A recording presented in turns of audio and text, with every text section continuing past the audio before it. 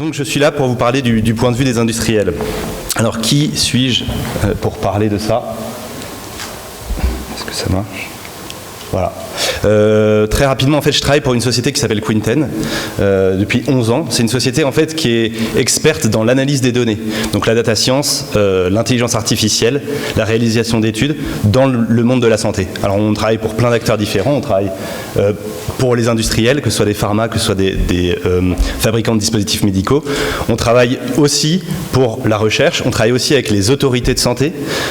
Et donc notre travail, en fait, ça consiste à la fois à mener des études, à développer des algorithmes, à développer des logiciels qui utilisent ces algorithmes, qui permettent par exemple d'améliorer la décision, de développer de l'aide au diagnostic, etc.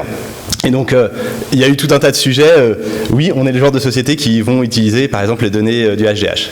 Oui, on développe des modèles de maladies. Nous, on appelle ça les jumeaux numériques. On développe des modèles de maladies qui vont permettre de prévoir comment un patient va évoluer dans une maladie et de simuler l'effet, par exemple, d'un traitement sur ce patient avant même que le traitement il soit sur le marché. Voilà. Et donc, tout ça, ça aide à prendre des décisions.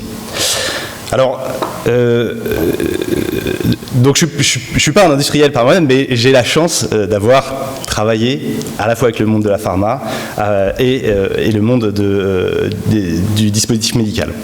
Et donc là, je vais pas vous faire 1 heure, hein, et on pourrait en parler pendant des heures. J'ai réduit un topo en 5-10 minutes max. Et l'idée, c'est déjà de vous rappeler un petit peu ce que c'est les enjeux un peu différents des industriels par rapport à tout ce qu'on a déjà pu voir ce matin. Donc je vais un peu me focaliser sur ce qui contraste par rapport à ça. Et pour ça, en fait, je me suis concentré sur un peu, j'ai repris le cycle de vie du développement en fait d'un produit.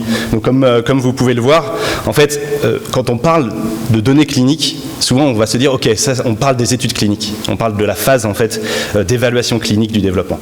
Mais en réalité, c'est pas que à ce moment-là que ça sert les données cliniques. Comme vous pouvez le voir, en fait, on a des phases, on va dans la recherche et développement, donc des stages très très tôt, très early comme on dit, on va déjà en fait avoir besoin de données pour pouvoir comprendre s'il y a un besoin médical qui n'est pas encore satisfait par les produits sur le marché, s'il y a un intérêt à développer des traitements, comment se positionner, etc. Ensuite, il y a toutes les phases d'évaluation clinique. Alors, il y a effectivement ce qu'on connaît, c'est-à-dire on va tester le safety, donc la sécurité, l'efficacité d'un médicament ou d'un produit, d'un dispositif médical. Mais pendant ces phases-là, on va aussi continuer à vouloir avoir de l'information, puisque dans la prise de décision, parfois on va décider de, par exemple, repositionner notre fenêtre thérapeutique, donc on va vouloir analyser des sous-populations de patients, etc. On va pouvoir prévoir ce qui va se passer avec notre dispositif. Donc, encore une fois, au-delà de juste des études cliniques, il y a ce besoin de données. Et ça continue, parce que lorsqu'on veut après accéder au marché, il y a les procédures de soumission, donc il faut démontrer, encore une fois, l'efficacité du traitement, sa sécurité, en situation réelle. Il faut faire des analyses médico-économiques qui reposent sur des hypothèses, et donc pareil, il faut les appuyer sur des données. Et enfin, quand on croit être sorti d'affaires, en fait, non, ça continue, puisqu'il y a tout le reste de la vie du produit médical, et donc qui consiste à suivre toujours la sécurité, identifier les mésusages, les pratiques, et il y a toujours des questions aussi de stratégie, puisque parfois un industriel peut décider de repositionner son médicament, d'aller sur des nouvelles indications, etc. Voilà. Alors, quelques points importants là-dedans, c'est que souvent on se dit, ok, l'industriel va être focalisé sur les données qui concernent son produit.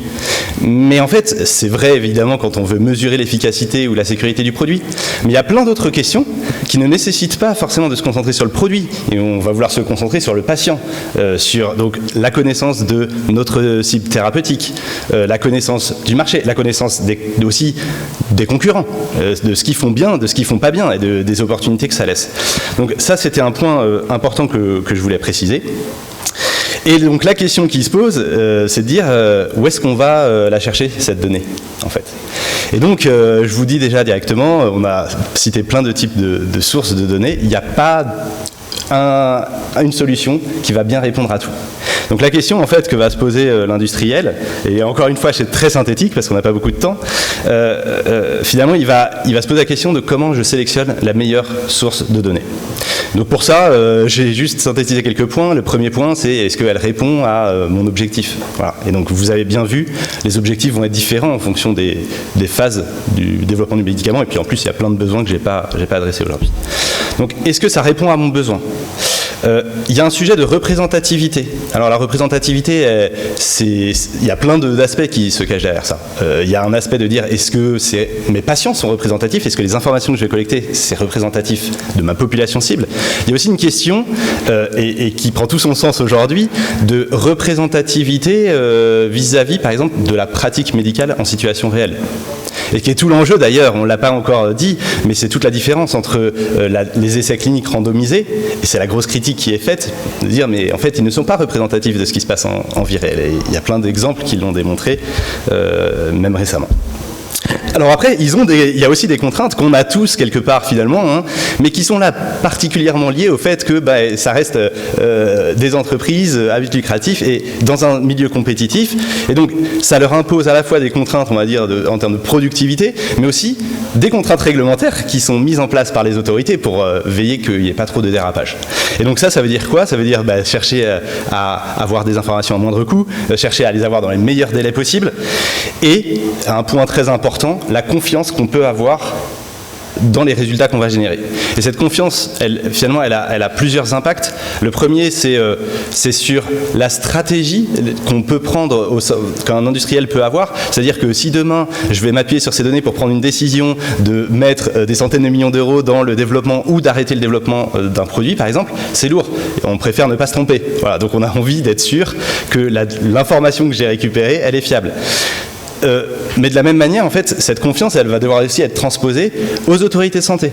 Voilà. Parce que réglementairement, en tant qu'industriel, je suis soumis à devoir démontrer la sécurité, et c'est pas juste avec des données que j'ai sorties du chapeau. Et puis enfin, à la fin, il ne faut pas oublier, comme ça a été dit déjà, les industriels, ils sont là aussi pour mettre à la disposition du reste de l'écosystème des produits de santé qui sont efficaces et qui sont surtout sécurisés pour le patient. Voilà, donc tout ça c'est important. Alors, si maintenant qu'on s'est dit ça, hein, c'est un peu presque des lapalissades ce que je dis, mais une fois qu'on s'est dit ça, regardons le cas de France PCI, et donc vous imaginez bien, j'ai la chance moi d'avoir travaillé avec plein de types de données.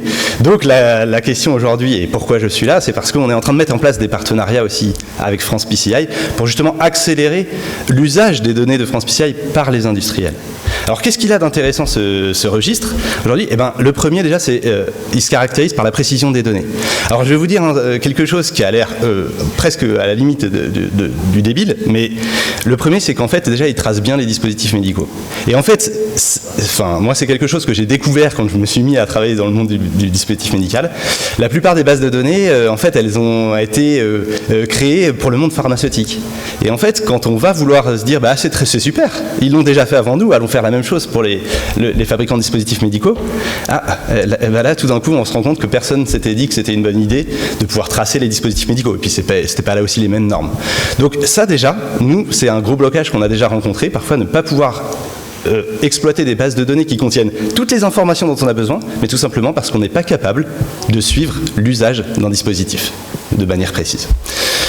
Et il en va de même, et ça a déjà été mentionné, sur tout ce dont on a besoin quand on veut réaliser une étude. Donc les critères d'évaluation, il faut déjà qu'il y ait les critères d'évaluation dedans, ce qui est très intéressant dans le cas de France PCI. Je pense qu'il y a un certain nombre de critères très classiques et très demandés par nos clients qui sont présents. Les critères aussi autour du patient qui vont constituer des éléments d'inclusion ou d'exclusion de l'étude. Et puis, le fait aussi qu'on puisse mesurer certains outcomes plus longuement dans le temps. Alors, ça, c'est très intéressant. C'est un deuxième point aussi sur lequel je vais un peu m'attarder. Le suivi des patients, c'est une des grosses problématiques de la donnée de vie réelle. Voilà. Nous, on a l'habitude d'aller des fois dans les hôpitaux et d'aller travailler directement sur les données d'IHR, donc les données de dossiers patients informatisés. On va récupérer ces données et on les structure. Ça prend plein de temps. Et souvent, on se rend compte qu'en fait, dans la pratique médicale, alors on a de la chance en France, on est considéré en Europe comme ayant des super pratiques médicales, donc on a déjà plein de données fiables. Mais malheureusement, parfois dans la pratique, le patient n'est pas suivi forcément après. C'est pas prévu. Voilà. Donc, je vais voir l'hôpital, je récupère plein de données, mais quand il s'agit de savoir ce que le patient est devenu à 1 an, 2 ans, 3 ans, je ne l'ai pas. Voilà. Et donc, le fait que France PCI aujourd'hui collecte des données comme ça, de manière systématique, avec un taux de perdu de vue très faible, c'est très intéressant. Le fait que ce soit multicentrique, c'est très important pour débiaiser les résultats. On est sur des échantillons qui sont larges, c'est aussi un critère très important. Et enfin, le fait qu'on ait des données qui soient à jour, ça va être clé pour certains cas d'usage. Et on l'a vu, hein, parfois, des données du SND, ça peut prendre plus longtemps. Enfin, et je vais passer très vite là-dessus, on a un accès aux données qui est facilité et qui est bien encadré. Voilà. Alors, comme l'a dit la personne qui parlait tout à l'heure de la HAS, elle a déjà bien synthétisé. Soit on va voir les hôpitaux, il y a tout à faire, le cadre réglementaire à mettre en place, la donnée à collecter, la donnée à nettoyer, etc. Ou alors, on va travailler avec des registres et parfois qu'on fait tout ou partie déjà de ces actions-là. Et donc notamment qui après permettent de travailler directement avec de la donnée structurée dans un cadre RGPD compliant qui offre on a vu, alors c'est jamais parfait, hein, évidemment, ça dépend de la source initiale de collecte de la donnée, mais qui offre des possibilités d'interopérabilité avec d'autres bases de données. Et puis qui offre des critères d'assurance qualité qui sont intéressants. Donc un bilan, c'est et quand est-ce qu'on doit considérer, quand est-ce qu'on va considérer cette option? Le premier élément, c'est d'abord de savoir dans quel périmètre on se trouve. Hein. Si on n'a pas un dispositif qui est pas accessible sur le marché français, c'est clair que c'est pas quelque chose, c'est fini, on va pas pouvoir utiliser. Mais par contre, un dispositif qui est utilisé ou un produit qui est utilisé aujourd'hui dans un des centres qui fait partie de France PCI, avec France PCI qui collecte les informations clés dont j'ai besoin pour mettre en place une étude, eh bien, c'est une opportunité d'utiliser ce registre pour un industriel. Ça va permettre, vu qu'il y a déjà tout un tas d'actions qui ont déjà été menées pendant cette phase de collecte et de création de ce registre, finalement, la grosse action qui reste à faire, c'est de les analyser, ces données. Voilà. Mais finalement, tout ce qui prend beaucoup de temps et beaucoup de délai, c'est déjà fait.